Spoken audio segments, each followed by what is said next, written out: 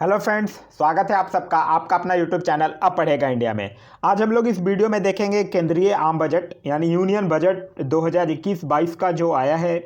उस बजट के से जो इंपॉर्टेंट क्वेश्चंस एग्जाम में पूछे जाते हैं उस क्वेश्चंस को आज देखेंगे वन लाइनर के फॉर्म में।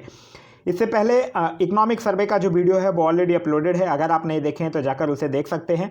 क्योंकि कोई भी अगर आप एग्जाम देते हैं तो उसमें इकोनॉमिक सर्वे और यूनियन बजट एक काफ़ी इंपॉर्टेंट पार्ट होता है। यूनियन बजट से आपको 3 से 4 क्वेश्चन देखने के लिए आपको एग्जाम में मिल जाएंगे, तो ये काफ़ी एक इंपॉर्टेंट रोल प्ले करता है यूनियन बजट आपका कोई भी एग्जाम्स में। तो ये वीडियो आप लोगों के लिए काफ़ी इंपॉर्टेंट साबित होगा। आगे पढ़ने से पहले मैं बजट की अगर बात करूं तो आप लोगों को याद होगा अनुच्छेद 112। अनुच्छेद 112 ये कहता है कि प्रत्येक वित्तीय वर्ष हेतु राष्ट्रपति द्वारा संसद के समक्ष बजट पेश किया जाएगा।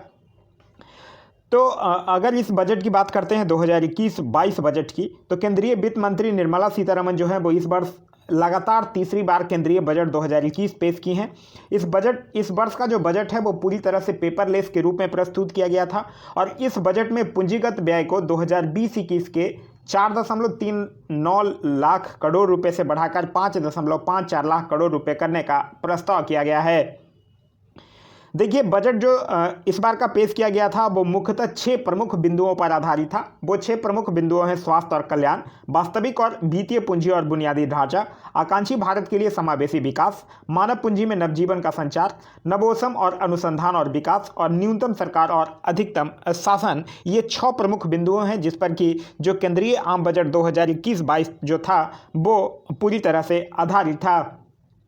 देखिए, इस पॉइंट वाइज अगर देखेंगे तो पहला पॉइंट ये कह रहा है कि आरबीआई जो है वो आरबीआई के आंकड़ों के अनुसार कोविड-19 प्रयासों का समर्थन करने के लिए कुल 27.1 लाख करोड़ रुपए का व्यय जो है वो तीनों आत्मनिर्भर पैकेजों पर हुआ, जो कि सकल घरेलू उत्पाद यानी जीडीपी का लगभग 13% से ज़्यादा है। अगर यहीं हम लोग बात करते हैं जीडीपी की, तो आप लोगों को पता होगा कि किसी देश की घरेलू सीमा के भीतर स्थित निवासी उत्पादक तथा गैर निवासी उत्पादक इकाइयों द्वारा एक वर्ष में उत्पादित सभी वस्तुओं और सेवाओं का जो अंतिम मौद्रिक मूल्य होता है वही सकल घरेलू उत्पाद कहलाता है।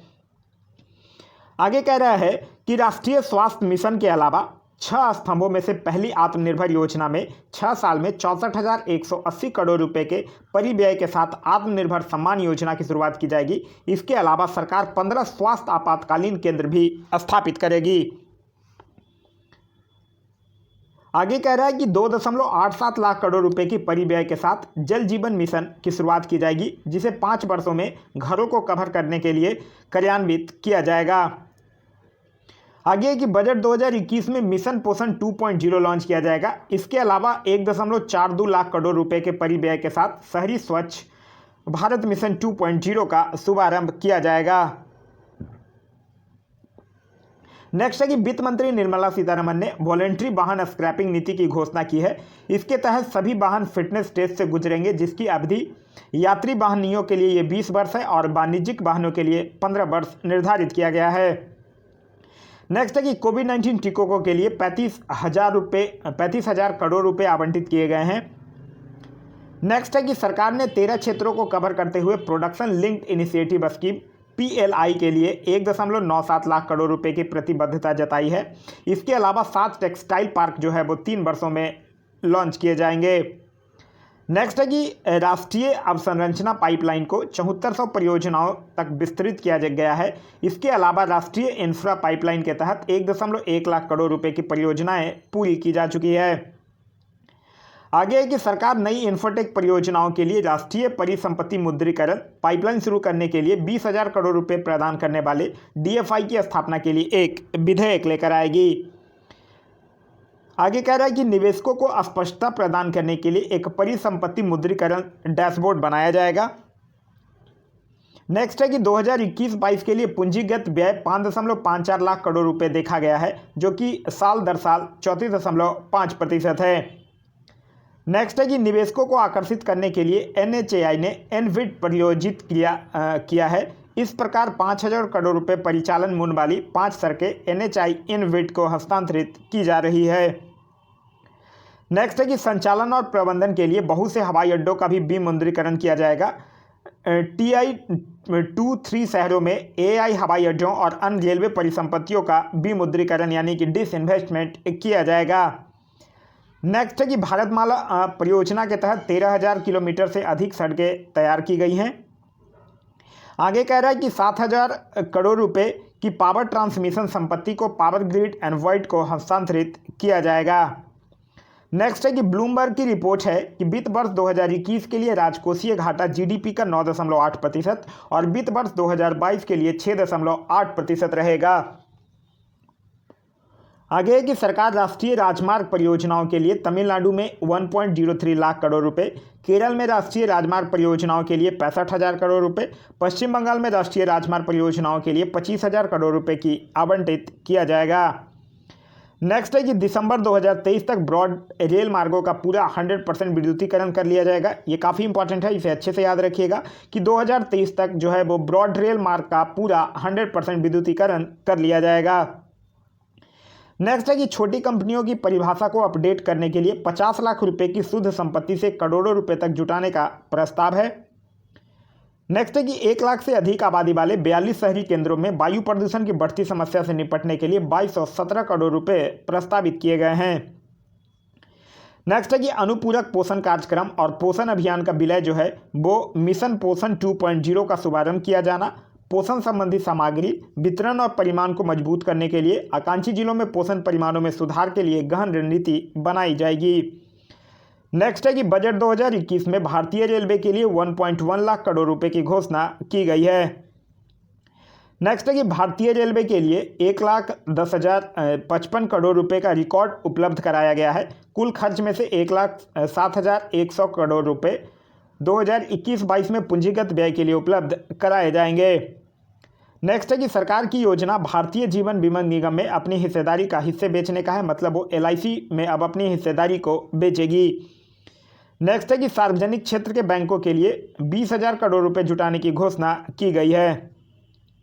नेक्स्ट है कि बीमा क्षेत्र में FDI यानी फॉरेन डायरेक्ट इन्वेस्टमेंट को अब 49% से बढ़ाकर 74% करने का प्रस्ताव है। तो ये भी याद रखिएगा, अब जो बीमा क्षेत्र में FDI का लिमिट है वो 49% से बढ़ाकर 74% कर दिया गया है। नेक्स्ट है हमारा कि सौर ऊर्जा निगम को 1,000 करोड़ रुपए और अक्षय ऊर्जा विकास एजेंसी को 1,500 करोड़ रुपए प्रस्तावित किया गया है। नेक्स्ट है कि जम्मू कश्मीर के लिए एक नई गैस पाइपलाइन परियोजना की भी घोषणा की गई है। नेक्स्ट है कि केंद्र ने सार्वजनिक बसों के लिए 18,000 करोड़ रुपए की देने की घोषणा किया है। नेक्स्ट है कि कृषि ऋण लक्ष्य को बढ़ाकर 16.5 लाख करोड़ रुपए करने का प्रस्ताव किया गया है। नेक्स्ट है कि धान किसानों को भुगतान की गई कुल राशि 2020-21 में 1.72 लाख करोड़ रुपए हो गई है। नेक्स्ट है कि सरकार ने उज्ज्वला योजना के लाभों के अतिरिक्त 1 करोड़ लोगों तक पहुंचाने की घोषणा की है। यह योजना जो है वो वर्तमान में 12 करोड़ परिवारों को लाभान्वित करती है, को स्वच्छ पेयजल ईंधन प्रदान करने के लिए आगे बढ़ाया जाएगा। नेक्स्ट है कि 50 लाख रुपए की मौजूदा सीमा से पूंजी आधार को 2 करोड़ रुपए तक बढ़ाकर छोटी कंपनियों की परिभाषाओं को संशोधित किया जाएगा। नेक्स्ट है कि 1 अप्रैल 2021 से शुरू होने वाले वित्त वर्ष के लिए विनिवेश रसीदें 1.75 लाख करोड़ रुपए रखी गई है। नेक्स्ट है कि सरकार ने संशोधित सुधार आधारित परिमाण आधारित बिजली वितरण क्षेत्र योजना शुरू करने की दिशा में बजट में करीब 3.6 लाख करोड़ रुपए आवंटित किए हैं। नेक्स्ट है कि राष्ट्रीय शिक्षा नीति के तहत 15,000 से अधिक स्कूलों को गुणात्मक रूप से मजबूत किया जाएगा। नेक्स्ट है कि डिजिटल पेमेंट को बढ़ावा देने के लिए 1,500 करोड़ रुपए का निवेश किया गया है। नेक्स्ट है कि गोवा सरकार को पुर्तगाली से राज्य की मुक्ति की जयंती समारोह के लिए 300 करोड़ रुपए आवंटित किए गए हैं। नेक्स्ट है कि गिग और प्लेटफॉर्म श्रमिकों के लिए सामाजिक सुरक्षा लाभ को बढ़ाया जाएगा। यह भारत में परिवहन, उबर और ओला, खाद्य वितरण, स्विगी और जोमेटो जैसे क्षेत्रों में ऑनलाइन प्लेटफॉर्म प्रदाताओं और IT और सॉफ्टवेयर फर्मों में अनुबंध श्रमिकों के अलावा लगभग 15 मिलियन गिग श्रमिकों को प्रभावित करेगा। नेक्स्ट है कि बंगाल, आसाम के 4 श्रमिकों के लिए 1,000 करोड़ रुपए की घोषणा की गई है।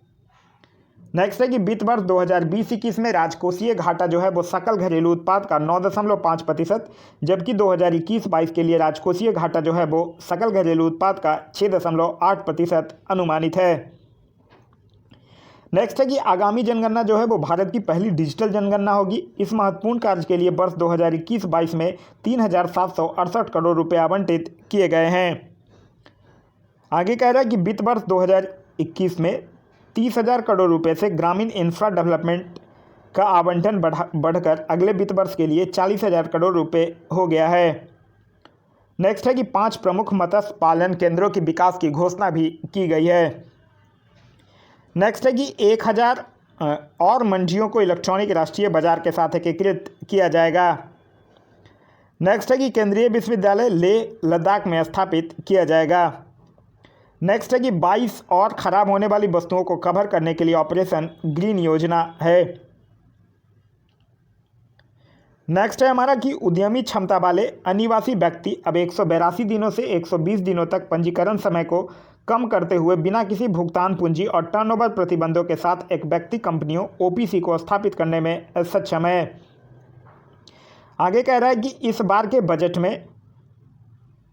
बजट में आम करदाताओं को टैक्स स्लैब में किसी तरह का कोई बदलाव नहीं किया गया है। नेक्स्ट है हमारा कि रिटर्न फाइल 2014 के 3.3 करोड़ से लगभग दोगुना बढ़कर 2020 में 6.48 करोड़ हो गया है। नेक्स्ट है कि सरकार ने 75 वर्ष से अधिक आयु वाले व्यक्तियों के लिए आयकर रिटर्न दाखिल करने की आवश्यकता को हटाकर वरिष्ठ नागरिकों को राहत दी है। नेक्स्ट है कि वरिष्ठ नागरिकों के लिए जिनके पास केवल पेंशन और ब्याज आय है उन्हें आयकर रिटर्न दाखिल करने की छूट का प्रस्ताव किया गया है। नेक्स्ट हमारा कि आय को छिपाने के साक्ष्य के साथ गंभीर कर चोरी के मामले को फिर से खोलने की समय सीमा 6 साल से घटाकर 3 साल कर दी गई है। नेक्स्ट है हमारा कि 1 वर्ष में 50 लाख रुपए या उससे अधिक के लिए यह अवधि प्रावधान 10 वर्षों तक होगी।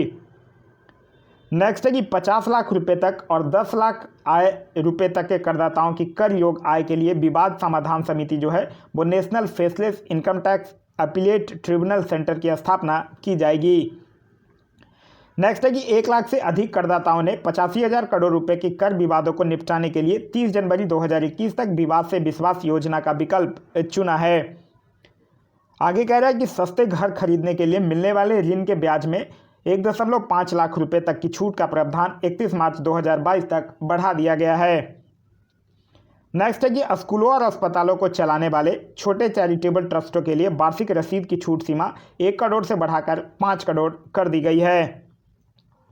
नेक्स्ट है हमारा कि टैक्स ऑडिट का जो सीमा है वो 5 करोड़ से बढ़ाकर 10 करोड़ रुपए हो गई है। आगे कह रहा है कि 5 वर्षों में सरकार ने 4,000 करोड़ रुपए से अधिक के परिव्यय के साथ गहरे महासागर मिशन का प्रस्ताव किया है। आगे है कि नियोक्ताओं द्वारा कर्मचारी के पीएफ के योगदान में देर से जमा को नियोक्ता को कटौती के रूप में अनुमति नहीं दी जाएगी। नेक्स्ट है हमारा कि स्टार्टअप के लिए कर में छूट के दावों की पात्रता 1 और वर्ष बढ़ा दी गई है। आगे कह रहा है कि 31 मार्च 2022 तक स्टार्टअप में निवेश के लिए पूंजीगत लाभ में छूट दी गई है। साथ ही साथ प्रोविडेंट फंड में कर्मचारी योगदान की देर से जमा के लिए नियोक्ताओं की कोई कटौती नहीं की जाएगी। आगे है कि छोटी कंपनियों के अनुपालन आवश्यकताओं को आसान बनाया जाएगा। साथ ही साथ थ्रेशोल्ड शेयर पूंजी 2 करोड़ रुपए और 20 करोड़ रुपए के कारोबार वाली छोटी कंपनियां होंगी। नेक्स्ट है कि गैर सरकारी संगठनों, निजी स्कूलों और राज्यों की साझेदारी में 100 नए सैनिक स्कूल स्थापित किए जाएंगे। आगे है कि 2021-22 के बजट में सोने और चांदी पर सीमा शुल्क को युक्ति संगत बनाया जाएगा। साथ ही साथ कपास पर सीमा शुल्क बढ़ाकर 10% से 15% कर दिया गया है। सोलर लालटेन पर सीमा शुल्क में 5% की कटौती की गई है और कॉपर स्क्रैप पर ड्यूटी जो है वो 5% से घटाकर 2.5% कर दिया गया है।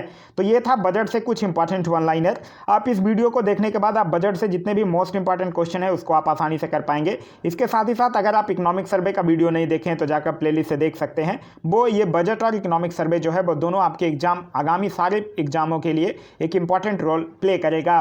अभी तक आप हमारे चैनल पर नए हैं तो चैनल को सब्सक्राइब कर लीजिएगा और साथ ही साथ बेल आइकन दबा दीजिएगा। अगर ये वीडियो पसंद आया तो अपने दोस्तों के साथ शेयर करना ना भूलें। इस वीडियो से अगर कुछ सीखने के लिए मिला तो एक लाइक जरूर कर दें। Thanks for watching.